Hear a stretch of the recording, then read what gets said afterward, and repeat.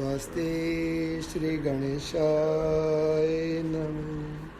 श्री सद्गुरुभ्यो नमः। श्री सरस्वते नमः। सर्वेभ्यो देवेभ्यो नमः। सर्वेभ्यो ब्राह्मणेभ्यो नमः। ओम तुलसीदासाय नमः। ओम वाल्मीकाय नमः। ओम वसिष्ठाय नमः। ओम गौरीपतये नमः। ओम श्री सपत्निकाय लक्ष्मणाय नमः। ओम श्री सपत्निकाय शत्रुघ्नाय नमः। ओम श्री सपत्निकाय भरताय नमः। ओम हनुमते नमः। बोलिए माता पार्वती शंकर भगवान की जय। श्री नंदीश्वर महाराज की जय। सियावर रामचंद्र भगवान की जय। पवन सुत श्री हनुमान जी महाराज की जय। सभी साधु संतों की जय। आई मेरी साचियाँ जोता वाली माता तेरी सदा ही जय। बोलिए क्षेत्रपाल भैरव बाबा की जय। पवन सुत श्री हनुमान जी महाराज की जय। नमः पार्वती पते हरे हरे महादेव। हरे हरे महादेव। हरे हरे महादेव। हरे हरे महादेव। मंगल भवन अमंगल हारी। मंगल भवन अमंगल हारी। मंगल भवन अमंगल हारी। मंगल भवन अमंगल हारी। द्रवहूँ सुदशरथ अजीर बिहारी। द्रवहूँ सुदशरथ अजर बिहारी। द्रवहूँ सुदशरथ अजीर बिहारी। द्रवहूँ सुदशरथ अजर बिहारी। सातम सम मोहि मैं जग देखा। सातम सम मोहे सब जग देखा। मोते अधिक संत कर लेखा। मोते अधिक संत कर लेखा। आठम जथा लाभ संतोषा। आठम जथा लाभ संतोषा। सपने ही नहीं दे कहीं पर दोषा। सपने ही नहीं दे खई पर दोषा। नवम सरल सब सन छल हीना। नवम सरल सन छल हीना।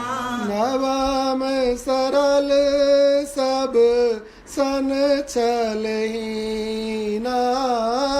नवम सरल सब सन छल हीना। मम भरोसे ही है हरस न दीना। मम भरोसे ही है हर्ष न दीना। राम सिया राम सिया राम सिया राम सिया राम सिया राम।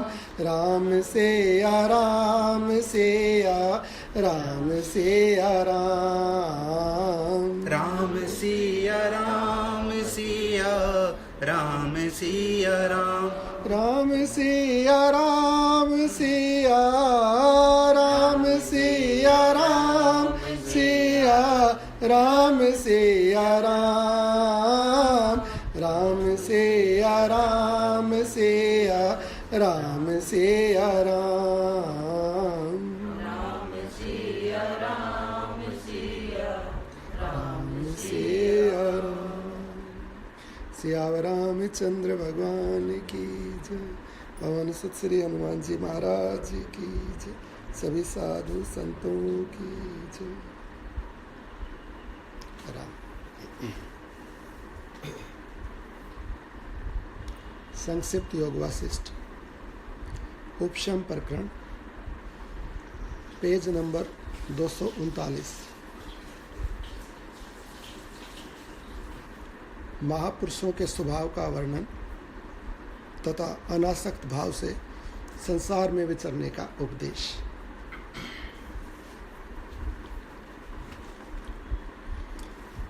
कल की कथा में महर्षि श्री वशिष्ठ जी महाराज महापुरुषों के स्वभाव का वर्णन कर रहे थे कि महापुरुषों का कैसा स्वभाव होता है। उसके अंदर प्रथम पहले महापुरुषों के विषय में बताया कि प्रिय का अभिनंदन नहीं करते, अप्रिय से द्वेष नहीं करते, समभाव में समदृष्टि में रहते, परमात्मा में ही निरंतर उनकी स्थिति रहती है। किसी के पूछने पर प्रस्तुत प्रश्न का उत्तर देते हैं, नहीं पूछे तो काठ की तरह से मौन रहते हैं। मधुर वचन बोलना, हितकारी बोलना, कल्याणकारी, इस तरह से उनका संबोधन वर्णन कथन होता है और एकमात्र परमात्मा के स्वरूप में निरत रहते हैं।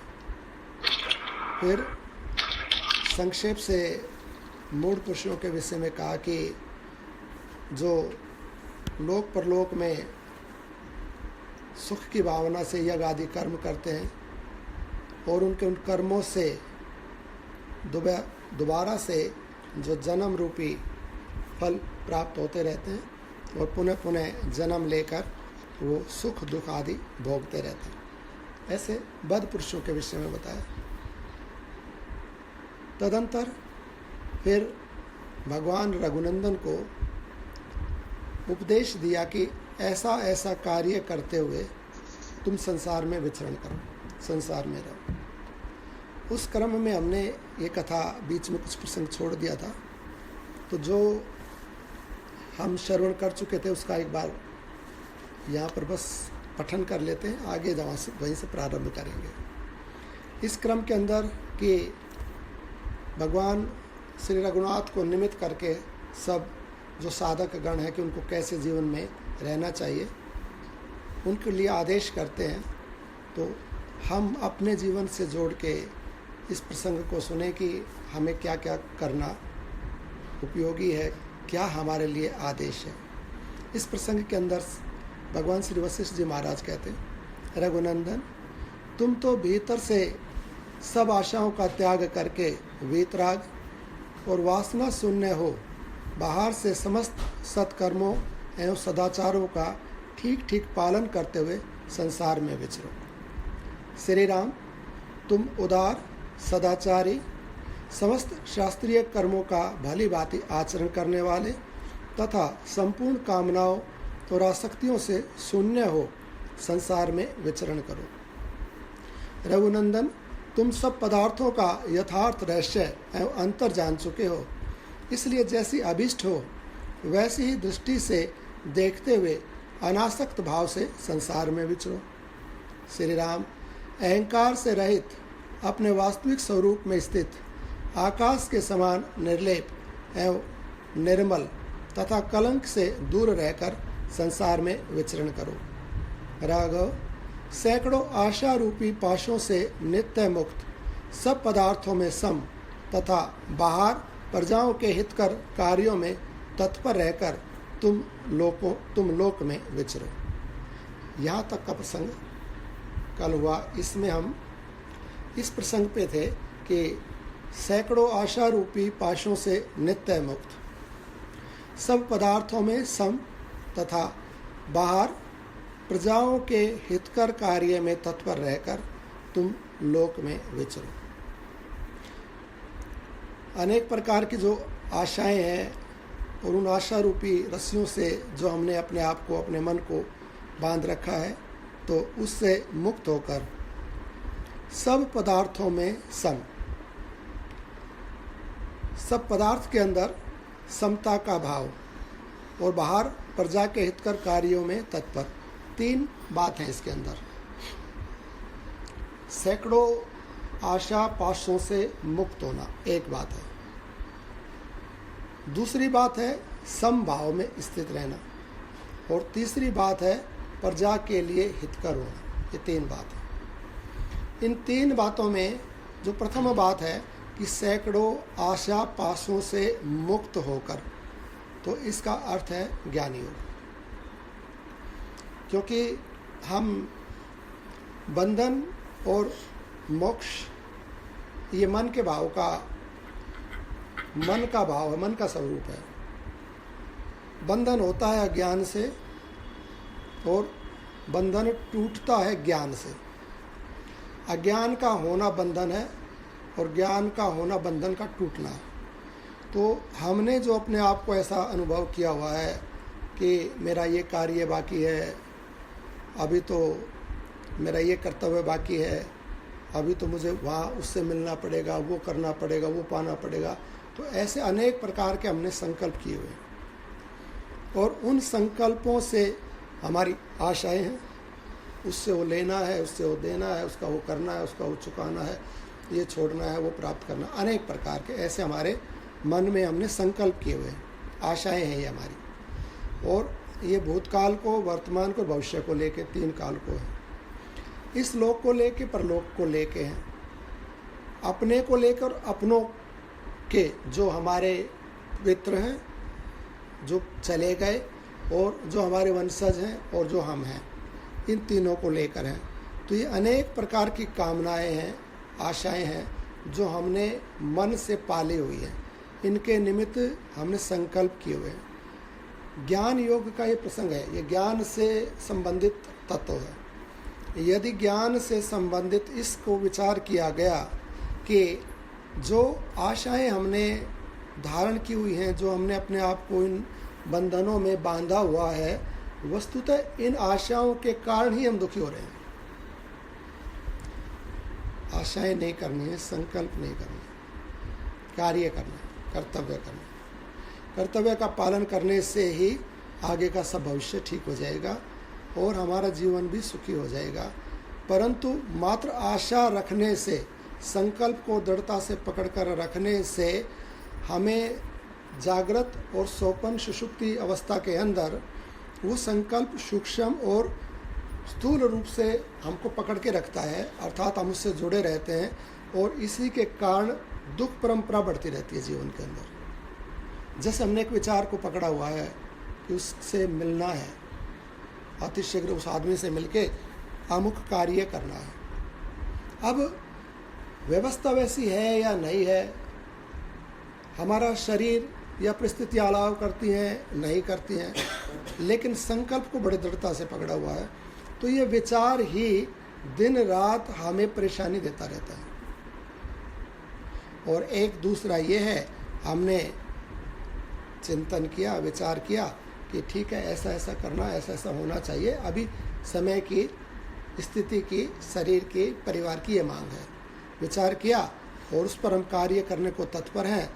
हमें परिस्थितियाँ अगर अलाव करती हैं तो हम कर रहे हैं, नहीं करते तो बैठे, बस।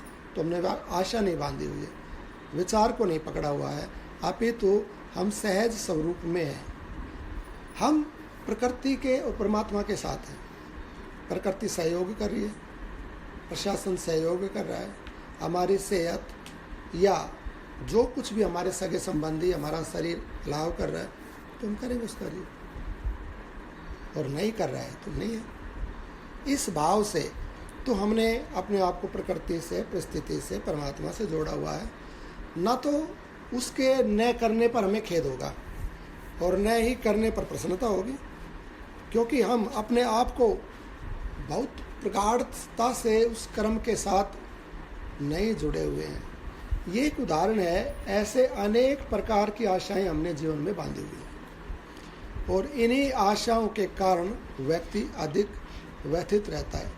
जैसे मस्तिष्क के अंदर जो तनाव है, जिसको टेंशन कहते हैं, वो टेंशन विचार को लेके होता है, पदार्थ को लेके नहीं होता, क्योंकि पदार्थ का प्रवेश मस्तिष्क में नहीं होता है, विचार का प्रवेश मस्तिष्क में होता है। विचार से यदि व्यक्ति सरल है, सहज है, तो तनाव रहित है, और विचार को बहुत प्रगाढ़ता से पकड़ के रखा हुआ है तो तनाव में।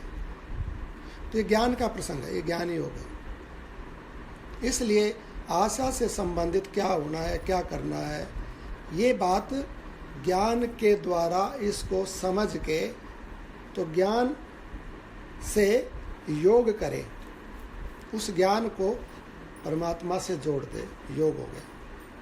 ठीक है, परमात्मा की मर्जी होगी, ठीक है, ये अच्छा विचार है, करने योग्य है, अनुकूलता होगी, करेंगे, योग हो गया।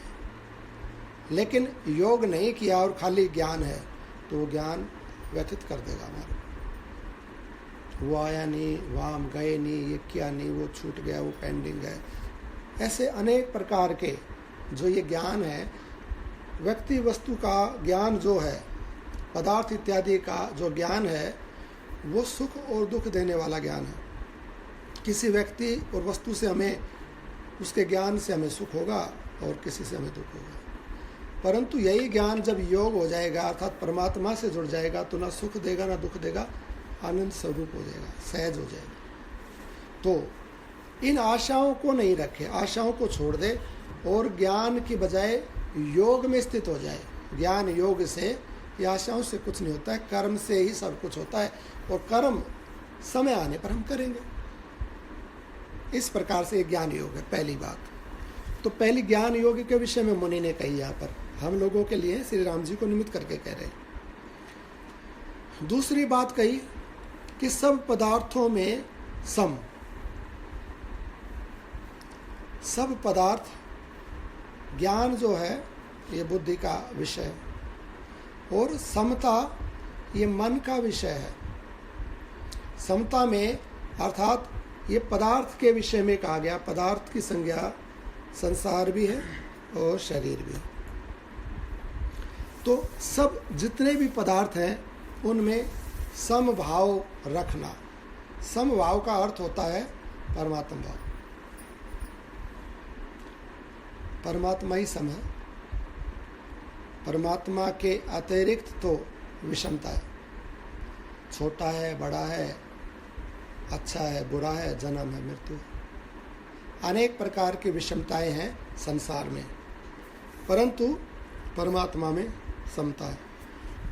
परमात्मा सदा एक रस रहता है, ना घटता है ना बढ़ता है, ना छोटा है ना बड़ा है, ना उनको हम सत्य कह सकते हैं ना असत्य कह सकते हैं। तो परमात्मा एक रूप, एक रस, अखंड है। तो दूसरी बात, पदार्थों में समभाव के लिए कही, अर्थात पहला ज्ञान योग है और दूसरा भक्ति योग है। सम हो जाना भक्ति योग है, परमात्मा में स्थित हो जाना भक्ति योग है।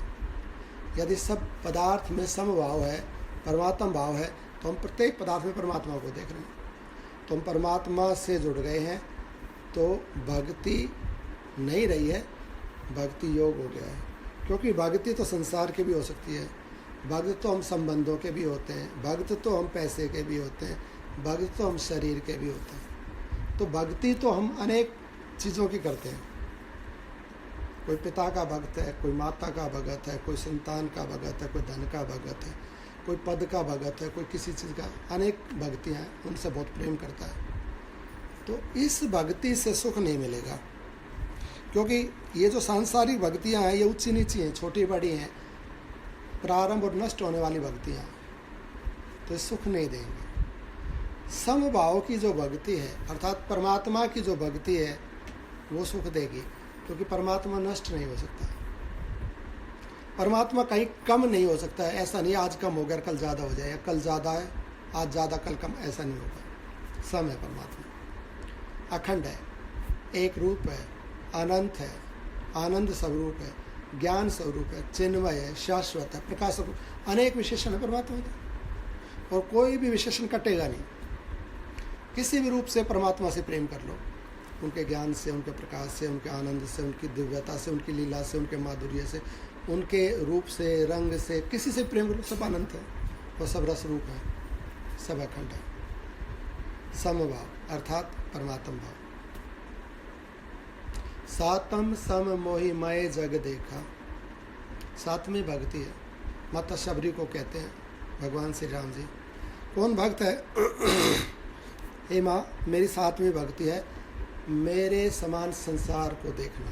सातम सम मोहि मय जग देखा, मेरे समान संसार को जो देखता है, सातवीं भक्ति करता है। मोते अधिक संत करी लेखा, और संतों को मुझसे बढ़कर मानता है, क्योंकि वे संत मेरी भक्ति को बताते हैं, वे संत मुझसे मिला देते हैं। संत दुखियों को दुख दूर करने का कार्य करते हैं। जो कार्य मैं स्वयं नहीं कर सकता उसको संत करते हैं। तो मेरे लिए भी मेरे संत सम्मान के योग्य हैं, प्रेम के योग्य हैं, मेरे लिए भी वो पूजनीय है, इसलिए मेरे से भी ज़्यादा करके संत को माने। सातम सम मोहि मय जग देखा, मुझ में जग को देखे, जग में मुझको देखे, मेरे समान जग को देखे, ये सातवीं भक्ति। सम, सब पदार्थों में सम, भक्ति योग है योग। तो भक्ति योग में जब स्थित हो जाएगा, 3 मार्ग बता रहे हैं, तीनों करने चाहिए यहाँ पर, ऐसा मुनि ने उपदेश दिया है। तो भक्ति योग के माध्यम से सब दृष्टि में, ये तो अनेक बार पहले भी कहा कि व्यवहार में भिन्नता हो सकती है, परंतु दृष्टि में, मन में तो समता हो सकती है। तो परमात्मा भाव रखे सब में, कोई छोटा बड़ा नहीं है, खराब अच्छा नहीं, सब भगवान से पैदा होने के कारण, भगवान की संतान होने के कारण भगवत स्वरूप है, चाहे वो जड़ है चेतन है। सब पदार्थों में सम, दूसरी बात भक्ति हो गई। तीसरी बात कही, ये 2 अंदर की बातें कही। पहले क्या कही कि आशा रूपी पाशों से अपने आप को मुक्त करना, अर्थात ज्ञान, आंतरिक चीज़ है ज्ञान, बुद्धि का विषय। फिर दूसरा समभाव, अर्थात मन का विषय है, तो ये भी आंतरिक बात है। तीसरा कहा कि बाहर से प्रजाओं के हितकर कार्य में तत्पर रहकर तुम लोक में विचरो। 2 अंदर से करने हैं, ज्ञान और भक्ति। और तीसरी बात कर्म योग के बारे में कही कि बाहर से प्रजाओं के हितकर कार्य में तत्पर रहकर तुम लोक में विचरो, ये 3 बात कही। तो प्रजाओं के हितकर कार्य, प्रजा का जो अर्थ है, पर कहते हैं जो अपने से भिन्न हो, बाहर की बात है नहीं, एक स्वयं की बात है, आत्मा की बात है। और उस आत्मा से जो भिन्न तत्व है वो प्रजा है, अर्थात एक आत्मा है, एक शरीर, एक परमात्मा है, एक संसार है। यदि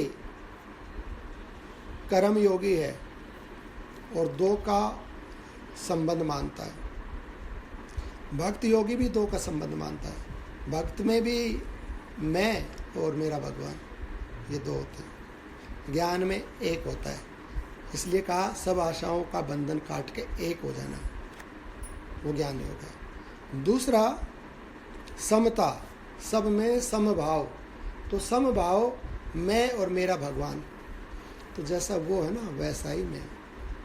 यथा ब्रह्मांडे तथा पिंडे, यथा पिंडे तथा ब्रह्मांड एक ही है। पिता ही पुत्र होता है, पुत्र जैसा ही पिता, अर्थात दोनों एक होते हैं। आत्मा जायते पुत्र, आत्मा ही संतान के रूप में पैदा होती है। तो जो माता पिता होते वही संतान होते हैं। संतान को देख लो तो माता पिता का अनुमान हो जाएगा, माता पिता का संतान एक ही होते हैं, लगभग गुण उनमें एक होते हैं। तो जो परमात्मा है ऐसा ही परमात्मा का भगत है, एक ही गुण होता है, यथा पिंडे तथा ब्रह्मांडे, समभाव। मैं और मेरा भगवान दोनों ही सम। लेकिन जब ये योग होता है तो फिर वो मैं विलीन हो जाता है। जो ये समता है, समता की जो प्रकाष्ठा है, फिर भगवान ही रह जाता है। पहले मीरा कहती है मैं और मेरा गिरधर, और ऐसा कहते कहते भगवान का चिंतन करते करते, भजन करते करते और ठाकुर में ही समा जाते हैं। फिर मैं खत्म हो जाती, फिर भगवान। तीसरा जो बाह्य अंग है वो कर्म का अंग है, कर्म योग है। उसमें कहा कि सब प्रजाओं के लिए हित कर, ऐसा कहा। तो प्रजा वर्ग जो है इसमें पर का अर्थ होता है दूसरा, अज, अर्थात जो दूसरा है और वो दूसरा पहले के सहारे से रहता है, उस पर आधारित रहता है या उसके आश्रित रहता है, उसको प्रजा कहते हैं। जैसे जो मनुष्य है, जब राजतंत्र था, आज भी चाहे वो तानाशाही हो या डेमोक्रेसी हो या राजतंत्र हो, तो एक राजा नियुक्त होता है और उस राजा के नियंत्रण में, उसके शासन में सब प्रजा होती है। ऐसा नहीं हो सकता कि सब अपने हिसाब से रहें, ऐसा नहीं हो सकता। अगर ऐसा हो गया तो अराजकता हो जाएगी। तो सब राजा हैं, जिसको जो रुचेगा वही कानून, वही ठीक। जिसको ज्ञान नहीं है वो भी कह देगा मेरी बात ठीक, मेरा कर्म ठीक। तो ऐसा नहीं होगा। एक चुना जाएगा, वो इलेक्शन से चुना जाए या जनमत से या जन्म की परंपरा से राजा बन के आए, किसी भी प्रकार से एक राजा होगा और उस राजा के नीचे प्रजा होगी, अर्थात वो हमारा पालन करेगा। जैसे अगर हम बात करें कि त्रिलोकी के राजा देवराज इंद्र हैं, तीनों लोकों के राजा, तो देवराज इंद्र नियत करेंगे, नियत की निर्धारित करेंगे क्या कार्य करना है क्या नहीं करना है, धर्म का वो निर्धारण करेंगे। और जो धर्म का पालन नहीं करेगा उसको दंड भी होगा। तो हम स्वयं अपना पालन करने में पूर्ण रूप से समर्थ नहीं है। कुछ व्यक्ति हो सकते हैं जो बहुत बुद्धिजीवी हों, बहुत शक्तिशाली हों, सब तो नहीं हो सकते, क्योंकि सबके ज्ञान का मापदंड, कर्म का मापदंड या सहन शक्ति का मापदंड, कमाने का अलग अलग होता है, समान नहीं हो सकता। किसी का बहुत अधिक हो सकता है, वो ज़्यादा कर सकता है, किसी का बहुत कम हो सकता है, वो नहीं कर सकता। तो उसको ज्ञान के लिए वस्तुतः तो प्राय ऐसा देखा जाता है कि मनुष्य में स्वाभाविक ज्ञान प्रकट नहीं होता। मनुष्य को प्रत्येक चरण में एक गुरु चाहिए होता है। उसको जन्म लेने के बाद वो माँ का दूध भी नहीं पी सकता तो माँ वहाँ पर गुरु है। वो चल नहीं सकता सीधा तो माँ बाप चलना सिखाते हैं, बोलना सिखाते हैं। फिर उसको पड़ोसी, परिवार, अनेक प्रकार की चीज़ें, खाना पीना, बोलना। फिर हम इस लोक में, इस व्यवहार में, इस समाज में ऐसे रहते हैं, तो व्यवहार, उन समाजों का व्यवहार, फिर संसार का व्यवहार, फिर लोक का व्यवहार, फिर परलोक का ज्ञान। तो स्थान स्थान पर उसको टीचर, गुरु चाहिए, तब उसका ज्ञान डेवलप होता है। स्वतः डेवलप नहीं होता मनुष्य का। उसमें ऐहिक ज्ञान भी नहीं होता स्वतः, लौकिक ज्ञान कहते हैं ऐहिक ज्ञान। पशु पक्षियों में ऐहिक ज्ञान स्वतः होता है, अपने आप ही वो खाना पीना, अपनी बोली, अपनी तरह का ही कार्य अपने आप सीख जाएंगे। उनको किसी को सिखाने की जरूरत है, मनुष्य नहीं सीख सकता। मनुष्य पशु हो जाएगा, उसको तो चलना भी माँ बाप सिखाते, नहीं तो हाथ, चारों हाथ पैरों से चलेगा, पता नहीं क्या खा लेगा, क्या बोल देगा, क्या करेगा, भाषा ही नहीं बोल सकता अपनी। तो उसको गुरु चाहिए। उसमें तो उसमें पूर्णता नहीं है। अब उसके पालन के लिए एक राजा चाहिए, ठीक से, जो उसको धर्म का उपदेश, कर्म का उपदेश, जो उसको सन्मार्ग दिखा सके, एक राजा चाहिए। तो हमारे त्रिलोकी के राजा देवराज इंद्र। अब ये कहा कि क्योंकि ये बात व्यक्तिगत कही जा रही है, ये तो राम जी को संबोधन कर रहे हैं ना, कि सब प्रजाओं का हित कर पालन करना, ऐसा कहा। तो व्यक्तिगत बात है, व्यक्तिगत बात में तो हम भी व्यक्तिगत इंडिविजुअल हैं सारे के सारे, तो हमारे को भी कही जा रही है ये बात। तो हम कहाँ के राजा हैं और कौन हमारी प्रजा है, अब ये चिंतन करना पड़ेगा। और किस प्रजा का हमें पालन करना है, और जो पालन का वो हितकर पालन का, ऐसा नहीं पालन कर दिया बस ऐसे पशु बना दिए सारे, इस तरीके से पालन करना जिससे प्रजा का हित हो, इस तरीके से पालन करना, हितकर पालन के लिए आदेश किया है। तो ये कर्म योग है, इसमें कर्म करना है। अब एक है स्व, जिसको कहते हैं आत्मा, और दूसरा है पर, जिसको कहते हैं प्रजा। तो स्व तो है आत्मा और पर है शरीर। स्व तो है मुखिया घर का और पर है उसका परिवार। स्व तो है राजा और पर है प्रजा। स्व तो है देवराज और पर है त्रिलोकी। स्व है नारायण और पर है 14 भुवन। ऐसे तो सबसे पहला स्व जीव, सबसे पहला स्व है जीव। तो ये जो जीव है, ये जीव, और पर यहाँ पर प्रजा है। ये प्रजा क्या है? मन, बुद्धि, चित्त, अहंकार, इंद्रिया और स्थूल शरीर, ये पर है। तो मन का हित कर पालन, बुद्धि का हित कर पालन, अहम, ये अहंकार लाभदायक हो, मैं भाव लाभदायक हो। कैसे अहंकार लाभदायक होता है? जब ये अहम योग से जुड़ जाता तो लाभदायक है। योग से जो भी चीज़ जुड़ जाएगी, परमात्मा से जो जुड़ जाएगी वो लाभदायक है। जब ये अहम ये होगा कि मैं सेवक, मैं भक्त परमात्मा का, या मैं सेवक अपने माता पिता का, या मैं सेवक अपनी प्रजा का, तो जहाँ इसमें योग आएगा, सेवा आएगी, वहाँ ये मैं भी हित करें। और जहाँ ये मैं रहेगा, मैं स्वामी अपनी पत्नी का, मैं स्वामी अपनी संतान का, मैं स्वामी अपनी प्रजा का, तो जहाँ इस तरह का मैं आएगा वो अहंकार है, वो घातक है।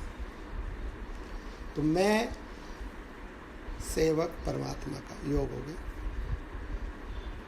तो ये प्रजा का जो पालन है, अपने मन, बुद्धि, चित्त, अहंकार, इंद्रिया, इनको ठीक प्रकार से कंट्रोल में रखे और इसको शिक्षा दे।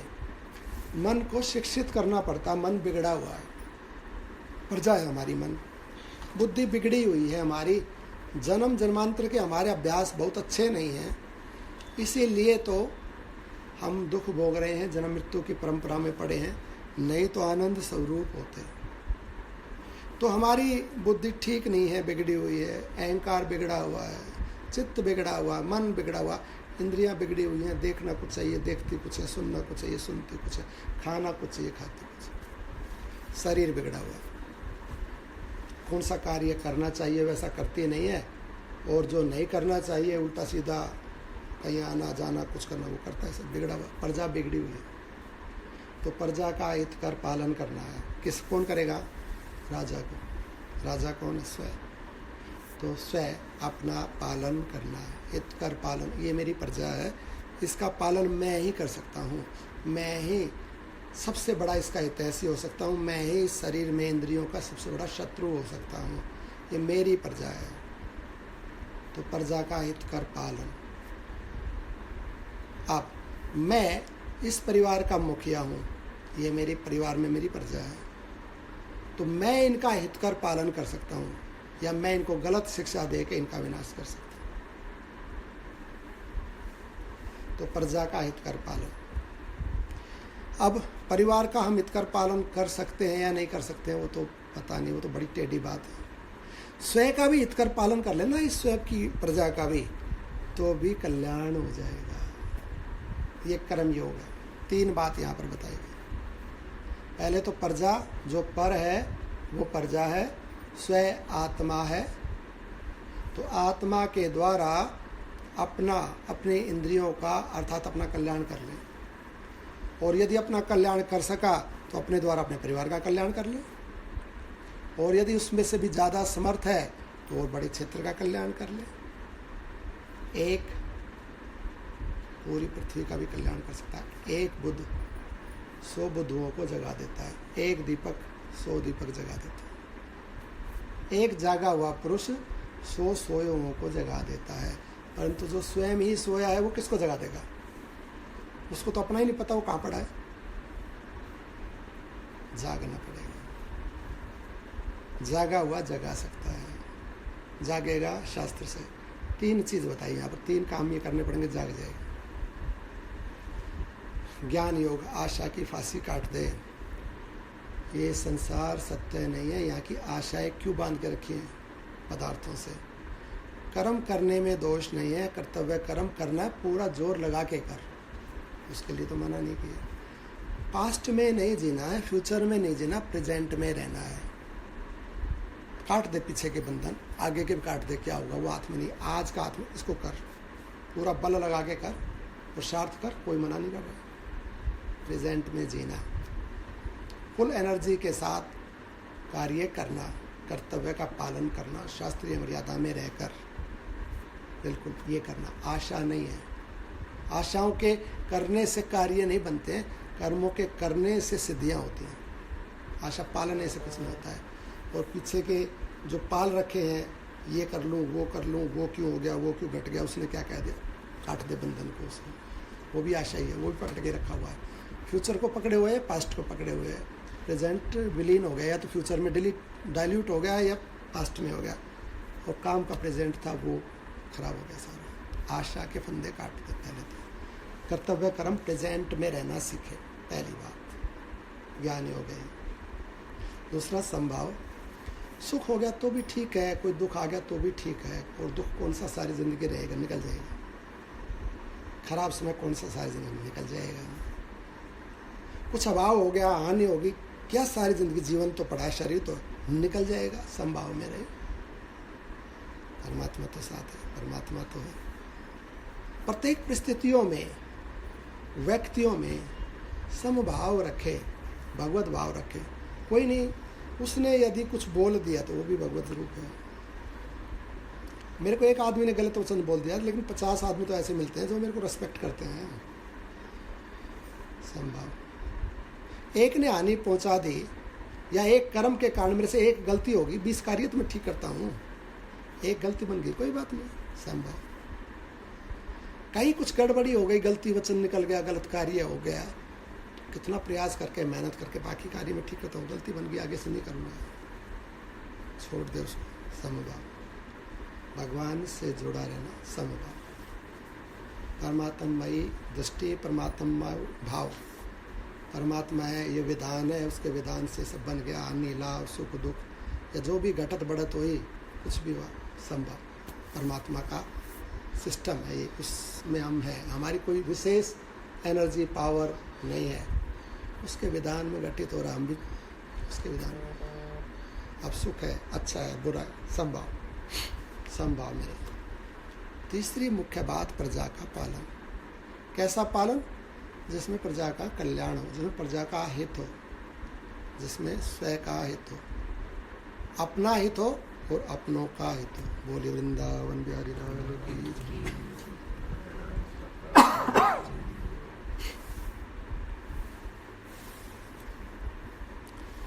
पहला आशा रूपी ज्ञान योग, सब दृष्टि भक्ति योग, प्रजा के हितकर कार्य में तत्पर रहना कर्मयोग।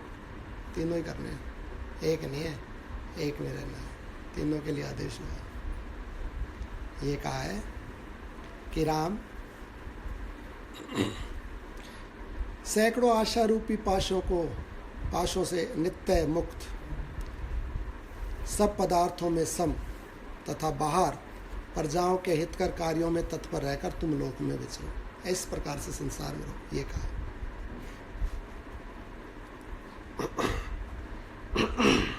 बोली वृंदावन बिहारी लाल की।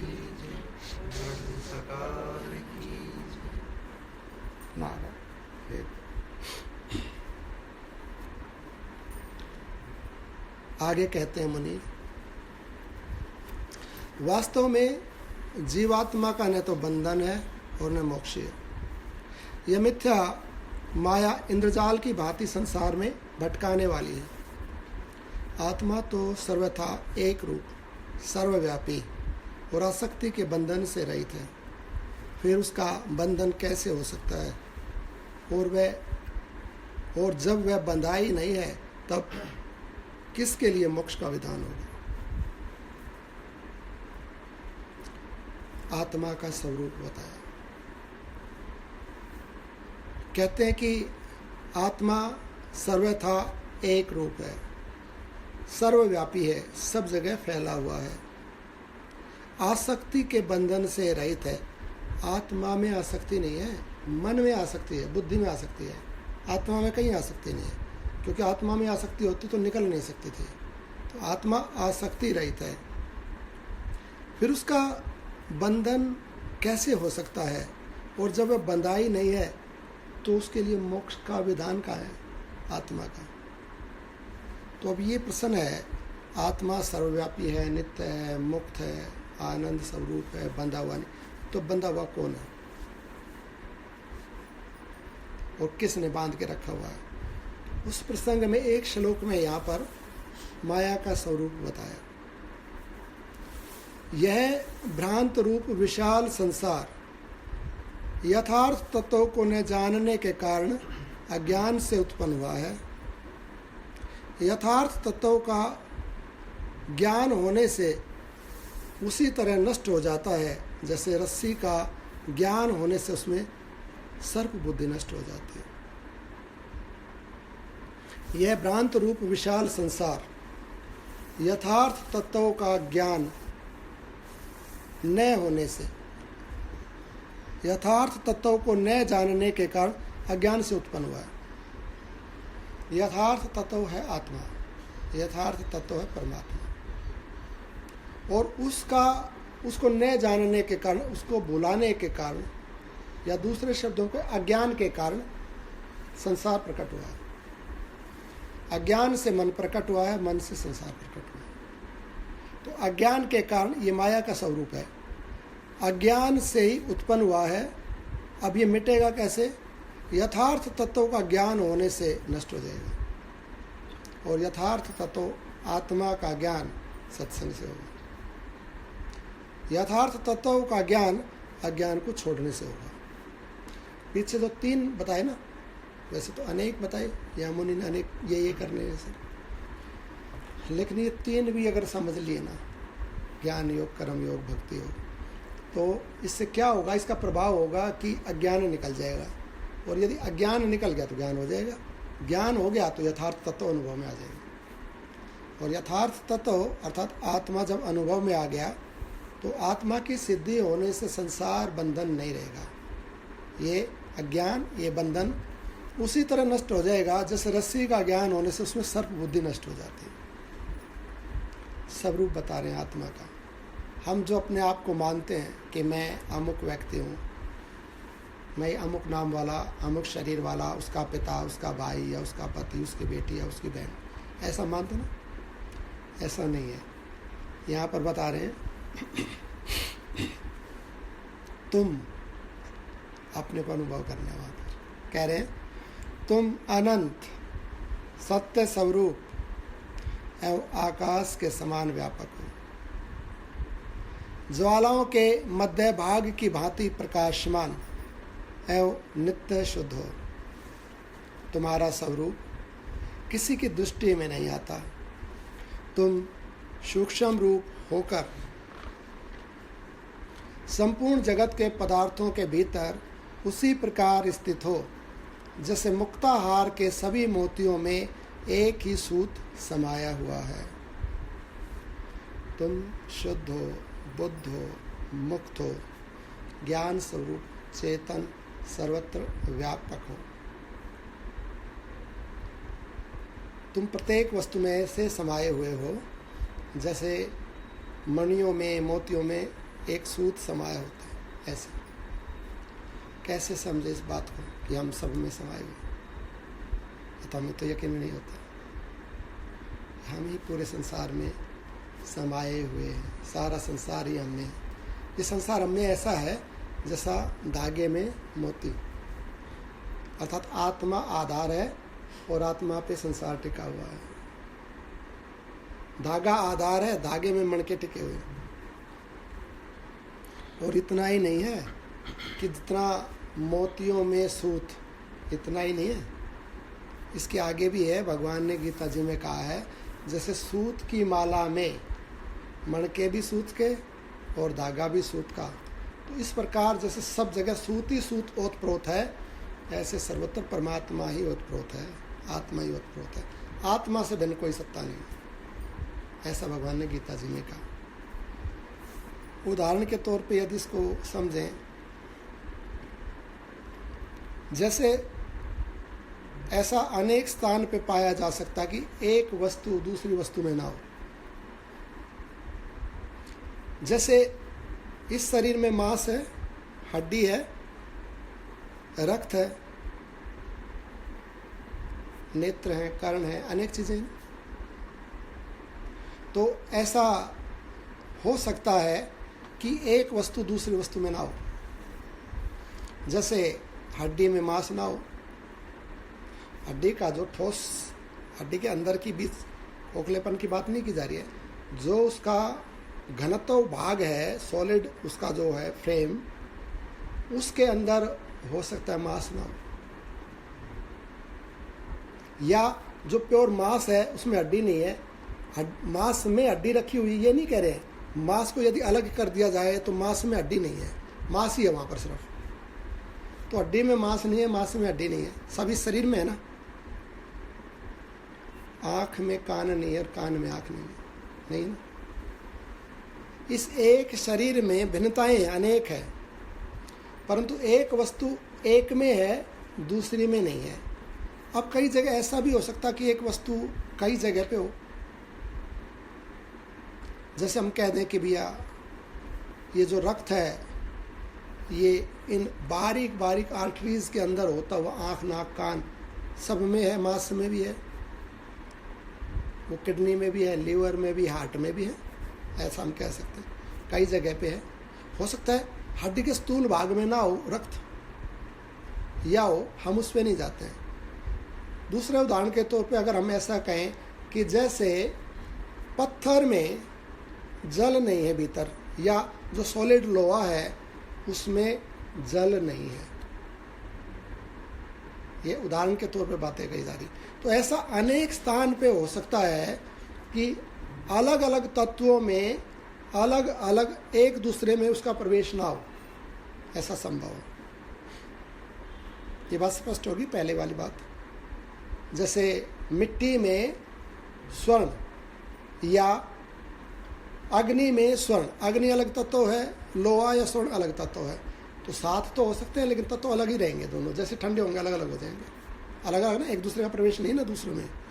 जैसे हड्डी मांस का ऐसा एक उदाहरण है ये। लेकिन कुछ चीज़ें ऐसी हैं जो अनेक जगह पे, जैसे हमने रक्त का उदाहरण दिया। अब ऐसा मान सकते हैं कि वायु जो है वो और भी ज़्यादा स्थानों में हो सकती है।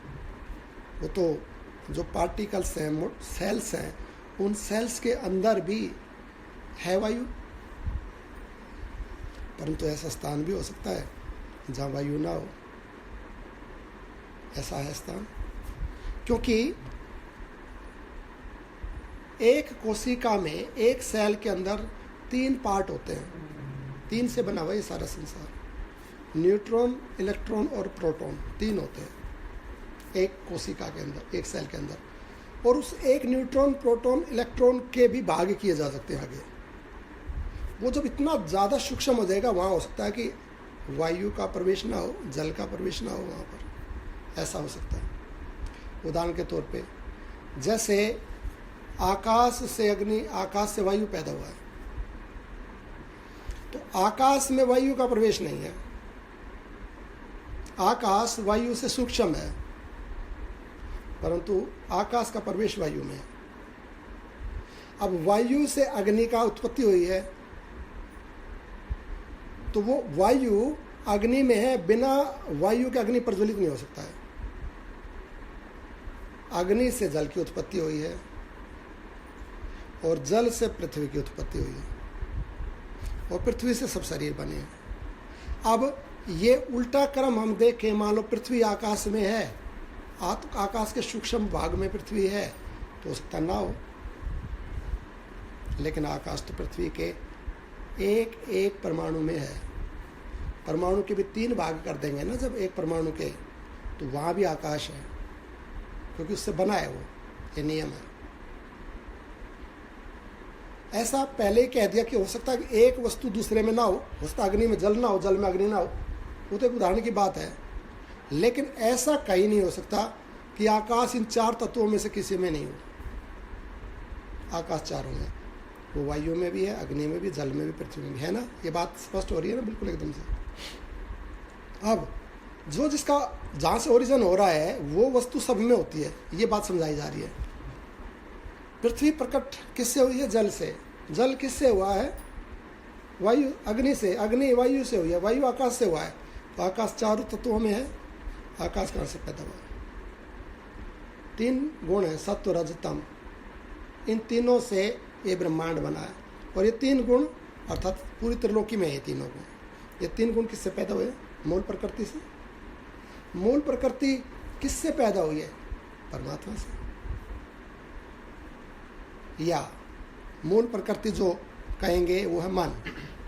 मन, तो ये मन प्रत्येक स्थान में है, इस शरीर के प्रत्येक अंग में। ये छोटे से छोटे परमाणु में भी है। और ये मन, ये मूल प्रकृति परमात्मा से, आत्मा से पैदा हुई है, आत्मा में ही है। तो वो आत्मा परम सूक्ष्म है, वो सूक्ष्म से भी सूक्ष्म है।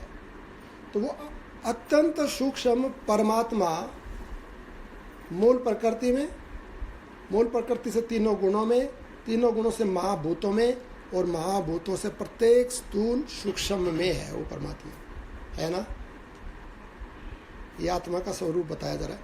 आत्मा सूक्ष्म से सूक्ष्म में है। आत्मा से सूक्ष्म कुछ नहीं है। ऐसा कुछ नहीं है कि जो उसमें प्रवेश किया हुआ हो आत्मा में, वो एंड है, आखिर है। परमाणु के भी आगे टुकड़े नहीं किए जा सकते। परमाणु के 3 विभाग तो बता दिए विज्ञान ने, न्यूट्रॉन, इलेक्ट्रॉन, प्रोटॉन, परंतु उसका विभाग नहीं कर सकता विज्ञान। लेकिन वो उस न्यूट्रॉन के आखिरी हिस्से में भी एनर्जी है, उसमें भी एनर्जी फ्लो करती है तीनों के अंदर। तो जो एनर्जी है, वो जो शक्ति है, वो आत्मा है। और वो सूक्ष्म से सूक्ष्म पार्ट में है। तो प्रत्येक हर सब त्रिलोकी में है ना वो। तो वही तो हमारा स्वरूप है, आत्मा ही। क्या कहा गया यहाँ पर? जैसे सूत की माला में, सूत के मन के, सूत का धागा, सर्वत्र सूत ही ओतप्रोत है। सूत के अलावा कोई नहीं है, आत्मा ही है। आत्मा से मूल प्रकृति, मूल प्रकृति से 3 गुण, 3 गुण से महाभूत, 5 महाभूत, 5 महाभूत, सब आत्मा ही है। सिर्फ आत्मा ही है और वही हमारा स्वरूप है। परंतु वो हमें दिखता नहीं है और इसको हम अपना माने बैठे। इसका क्या कारण? अज्ञान, सिर्फ अज्ञान। जितने पार्ट को लाइट से दूर कर दिया गया ना, उसमें अंधकार होता है। और यही इतना ही पार्ट है, सारा एनलाइटेड है, पूरा का पूरा ब्रह्मांड। आत्मा सर्वत्र व्याप्त है। वो आत्मा इस देह में भी व्याप्त है और इस देह के आखिरी छोर में भी व्याप्त है। ऐसा हो सकता है एक पदार्थ दूसरे में ना हो, पर ऐसा कदापि नहीं हो सकता कि आत्मा कहीं नहीं हो। आत्मा सर्वत्र व्याप्त है, वही स्वरूप है। उसी में स्थित होना है। कैसे होगा? अहंकार को छोड़ के उसको स्वीकार करना है। वही मेरा स्वरूप। उसके लिए कहा कि राम क्या बोल रहे हैं यहाँ पर? मुनि वशिष्ठ जी कह रहे हैं, तुम अनंत सत्य स्वरूप, आकाश के समान व्यापक, ज्वालाओं के मध्य भाग की भांति प्रकाशमान, नित्य शुद्ध हो। तुम्हारा स्वरूप किसी की दृष्टि में नहीं आता। आकाश सर्वत्र व्याप्त है पर कहीं नहीं दिखता। आकाश से भी सूक्ष्म है गुण। वो कैसे देखेंगे? गुण से भी सूक्ष्म है मूल प्रकृति, वो कहाँ देखेगी? उससे भी सूक्ष्म है आत्मा। किसी की दृष्टि में नहीं आता पर सब जगह।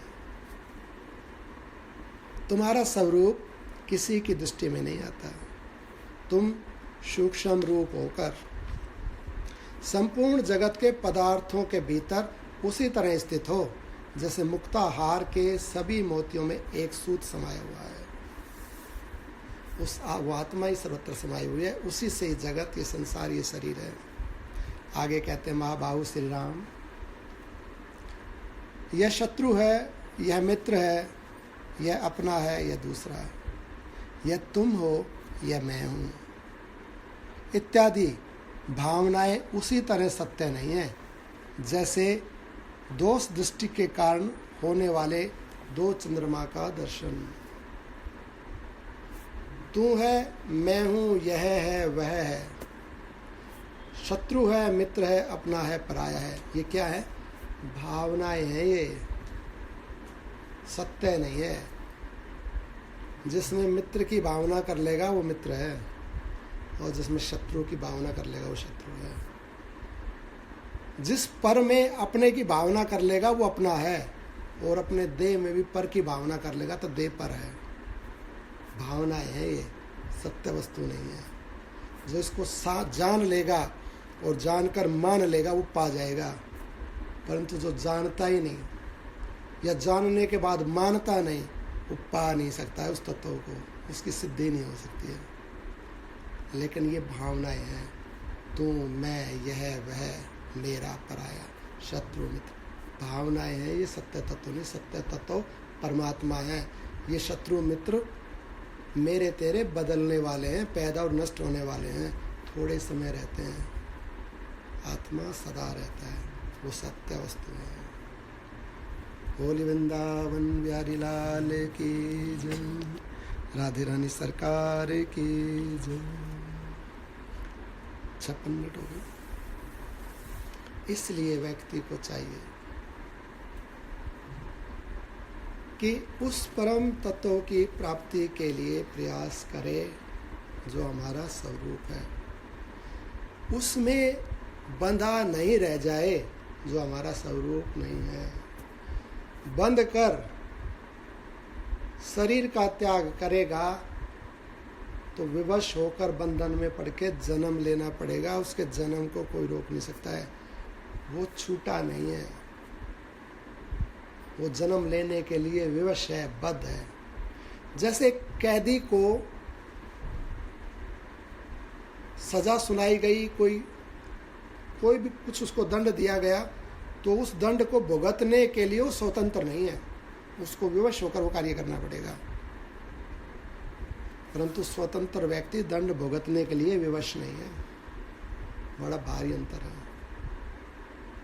जो इस स्वरूप को नहीं जानता, इस पूरे मैकेनिज्म को नहीं जानता है, जिसने इसको नहीं समझा है या जिसने इसको नहीं माना है, जिसने इस पे कार्य नहीं किया है, वो स्वतंत्रता को पा नहीं सकता है। वो बद्ध है, भले ही बोलता रहे कि मैं मुक्त हूँ। इसलिए मृत्यु के पहले मुक्ति का प्रयास कर लेना चाहिए। उसका ये सब साधन है, परमात्मा ने सुलभ कराया हुआ है। शास्त्र का ज्ञान, अच्छी बुद्धि, अच्छा शरीर और अनुकूलता प्रदान कर दिया परमात्मा ने। अनुकूलता है, चाहे तो बैठ के टीवी देख ले या कोई और सांसारिक कार्य कर ले, चाहे सत्संग सुन ले, चाहे शरीर का सदुपयोग करके परमात्मा को पाले, चाहे संसार में प्रवृत्त होकर भोगों को भोग ले, चाहे समय का सदुपयोग कर ले, चाहे दुरुपयोग कर ले, अपने हाथ में है। बाधा नहीं डाली है परमात्मा ने, कर्म में छूट दिए। कर ले भैया, तेरे को वस्तुएं दे दी हैं, मैटेरियल दे दिया है, बना ले, खा ले, तृप्त हो जाएगा। परंतु तू सोचे कोई और बनाए और कोई और खाए और तृप्त मैं हो जाऊं, तो तू नहीं होगा। जो बनाएगा खाएगा वही तृप्त होगा। ये स्वयं की यात्रा है, पर की यात्रा नहीं है। स्वयं करना पड़ेगा, स्वयं पा जाएगा। ये जो बात लिखी हुई है यह भी सुनने की बात है, परंतु ये बात अनुभूत हो जाएगी यदि उस प्रक्रिया का प्रारंभ किया गया, उसके ऊपर कार्य किया गया, चिंतन किया गया, तो उस परम पद की, उस मोक्ष की देह के रहते प्राप्ति हो जाएगी, मुक्त हो जाएगा। और मुक्त होकर जब चाहेगा तब इस शरीर को छोड़कर, चाहेगा तो आएगा, नहीं चाहेगा तो नहीं आएगा। मुक्त आत्माएं यदि परमात्मा के लोक में वास करती हैं और भगवान कहते हैं कि तुम जाओ मेरी लीला में सम्मिलित हो, संसार के कल्याण के लिए कार्य करो, तो पहले परमात्मा से इस बात की गारंटी ले लेते हैं हम चले जाएंगे, परंतु आपकी माया हमें व्यापेगी नहीं, हम मुक्त जा रहे हैं, मुक्त रहेंगे, मुक्त आएंगे, हमारे ऊपर बंधन नहीं होगा। ऐसा नहीं है कि हमें यह माया फंसा ले और फिर जन्म मृत्यु, ऐसा नहीं होगा। तो भगवान कहते हैं कि जा, तो मुक्त होकर परमात्मा के लोक में रह सकता है, मुक्त होकर यहाँ आ सकता है, मुक्त व्यवहार करके जा सकता है, या परमात्मा में विलीन होकर परमात्मा हो सकता है, परंतु होगा तब जब आज कार्य कर लेगा। मुक्त होकर ही मुक्त से मिलेगा, बद्ध मुक्त से नहीं मिल सकता, कैदी राजा से नहीं मिल सकता, राजा राजा से मिलता है। आत्मा आत्मा में प्रवेश करती है, सम सम में समाता है, विषम सम में कभी नहीं समा सकता, नियम है। तो सम होना पड़ेगा, समभाव, परमात्म भाव। सातम सम मोहि मय जग देखा, परमात्म स्वरूप। ज्ञान योग, कर्म योग, भक्ति, एक का भी अवलंबन कर लेगा ना तो पार हो जाएगा, और तीनों का कर लेगा तो कहना क्या। बोले वृंदावन बिहारी लाल की जय, राधे रानी सरकार की जय, सभी साधु संतों की जय। बोली श्री वृंदावन बिहारी लाल की जय, लाडली सरकार की जय, जय जय